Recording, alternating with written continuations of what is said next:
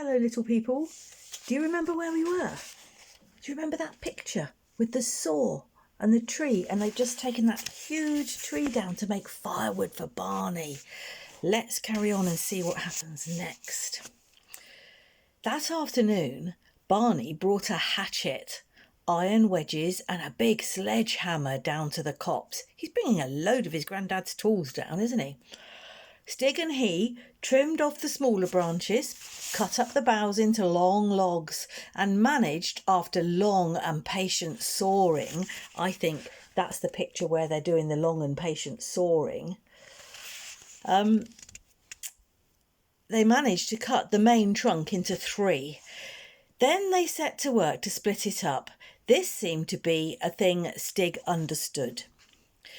They started a split with the axe, put in an iron wedge, drove it in with the hammer to make the split grow, then drove in other wedges until at last there was a satisfying split. Look at that word. It says split. And the fibres of the timber parted from end to end. The sky was now getting grey and dark, and an icy wind had begun to blow, but they did not notice it. It warms you twice, cutting wood. They trundled the logs to the edge of the pit and sent them crashing to the bottom, not too near the den. Barney looked up at the pale sunset and saw a kind of dust floating down from the sky. Sawdust? No. As it settled on the ground, it was white. It was fine snow. "Come on, Stig, let's get the fire going," said Barney. They went round to the entrance to the pit and along the bottom to the shelter, humped what they thought were enough logs and kindling inside, and then sat down, very tired, on the floor of the dark den. Now for a nice fire, thought Barney. Stig stirred himself. He picked up the gear lever of a motor car that was lying around the den and poked carefully at the ashes of what had been the fire, but they were well and truly dead. Stig sighed. Then he reached for his bow, which was propped against the wall to one side of the cave. It was a fine steel bow made out of a springy television aerial and strung with picture wire. He took the lead of a hardwood chair, which was sharpened to a point at one end. He fitted the point into a hole in the block of wood, which he held with his toes.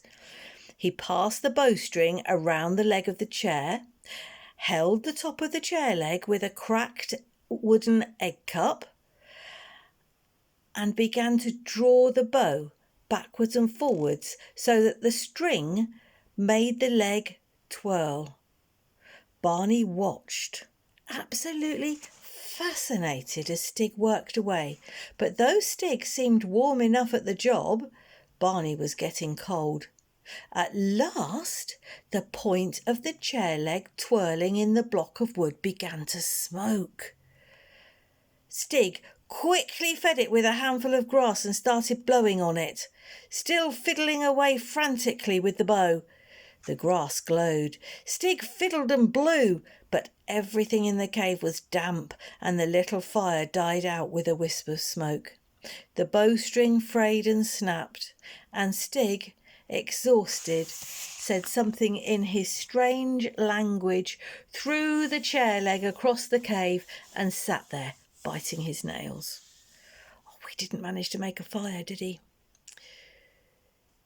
"Do you want a light, Stig?" asked Barney brightly, and he took a box of matches from his pocket and struck one. The little flame suddenly lit up the cave. Barney had watched Stig work really hard like that to make a spark, and he had a box of matches in his pocket. Silly boy. The effect on Stig was amazing. He uncurled himself and leapt to his feet in a bound and stood staring at the lighted match with round eyes. When the flame burnt down to Barney's fingers and he had to blow it out, Stig gave a sort of despairing moan. "It's all right, wait, Stig, I've got lots more, Barney said.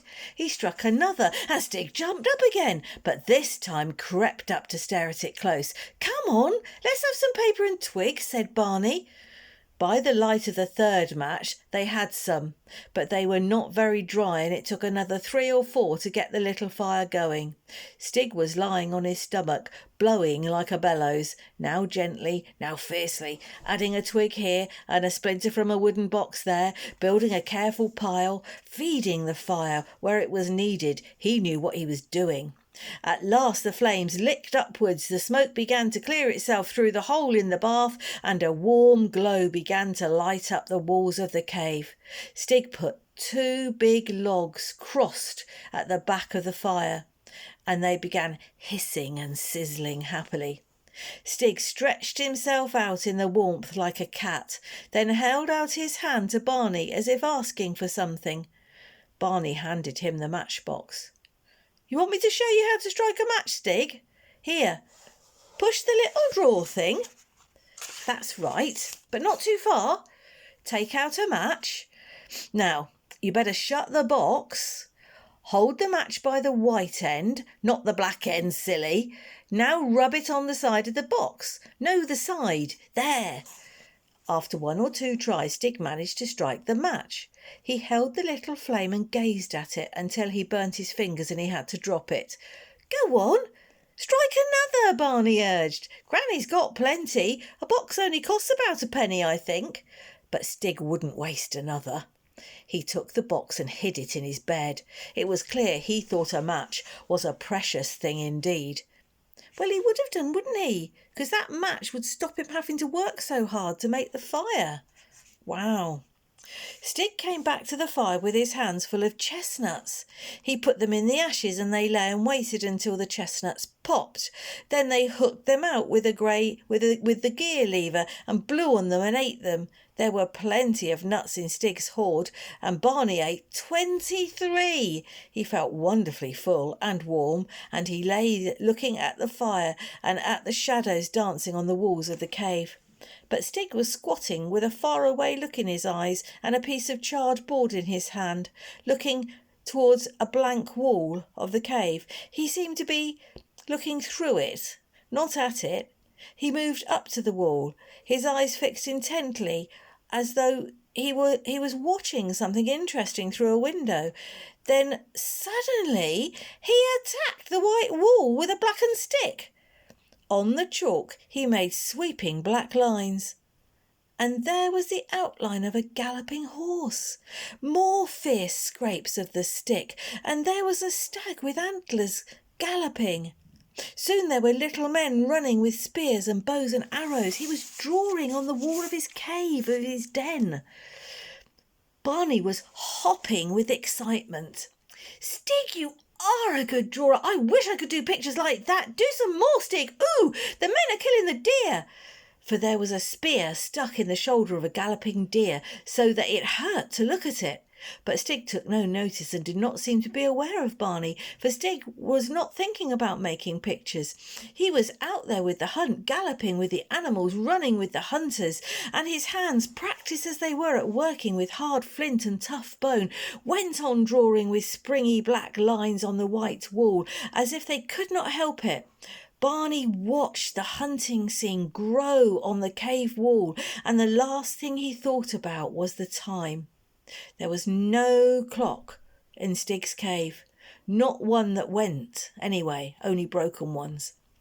He went back to the fire to make it up and caught a glimpse of the darkness outside the entrance. It was night, and he had to go back to the house through the dark alone. Oh, Stig, I've got to go, he said, but Stig didn't hear. Barney looked at Stig's collection of weapons leaning against the entrance. There was a spear with a long shaft of smooth hazelwood and a head of gleaming flint. It quivered when he picked it up as if it were alive. Stig, can I borrow one of your spears to see me home? Barney asked. Stig turned his head, saw Barney with the spear and grinned. Barney took that as permission to have the spear, though Stig was still probably lost in the excitement of the hunt. Barney took a piece of wood from the fire, one end of which was flaming brightly, and with the spear in the other hand he crept out. It was pitch dark and very cold. An icy wind made the flame of his torch flicker. He hoped it wouldn't go out. As he made his way along the bottom of the pit, he kept his spear ready, just in case. Perhaps the bears and things were asleep for the winter. Perhaps there weren't any bears. After all, this was nowadays, wasn't it? The only dangerous things were motor cars when you crossed the road. Or was it nowadays? It was difficult to feel sure in the dark at the bottom of the pit. There was something squatting in his path. Barney gripped his spear tightly and held it poised. It was all right. It was a big can with slap-it-on paint printed on it. He gave it a friendly kick as he passed. He climbed up into the copse, and as he went through the trees, a white thing swept towards him through the air. Without thinking, he jabbed at it wildly with his spear, but the owl, for that was what it was, swerved away sharply and ghosted off into the dark. "Off with you, Mr. Owl," said Barney crossly. "What do you mean by trying to frighten me?" He was soon out of the copse, and by the time he reached the house, he was sorry to have to come in out of the dark. He put out the torch in the water butt, put the spear in the broom cupboard. He didn't have beer, did he? It was a spear. He put the spear in the broom cupboard and changed his shoes. His grandmother and sister were sitting at the table eating crumpets. "Barney, where have you been? Were you up in your room all this time?" "No, Granny, I'm sorry I'm late. I've been out with Stig." "You've been out in the cold and dark all this time? Oh, Barney." "I wasn't cold really, Granny, but poor Stig was nearly frozen to death and I had to warm him up. And his axe wasn't sharp enough to cut down the little trees, so we cut down a big one and the saw got stuck, so I had to climb up it and pull it down, and then we cut it up and pushed it down the pit, and Stig tried to light the fire with a chair leg and an egg cup and a television aerial, but I showed him how to strike matches and we ate chestnuts. And Lou, Stig's jolly good at drawing horses and things, and he was still drawing them when I left, with a piece of blackboard on the chalk." Lou giggled. "Granny, Barney said Stig was drawing with a blackboard on the chalk. He meant a chalk on the blackboard." Barney decided to join in the laughter. They didn't ask him any more questions after that, but Barney felt happier about helping Stig with his firewood than he did about all the presents that he had got for Christmas. That was an adventure, wasn't it? Tomorrow we're going on to chapter 4, and it's called Gone A-Hunting. And the weather looks awful, and it looks like that's either Stig or Barney with a spear. We'll have to see what happens. Maybe you can do some imaginings and see if you can come up with what might happen. Okay? And I'll read it again tomorrow. Night-night, sweeties.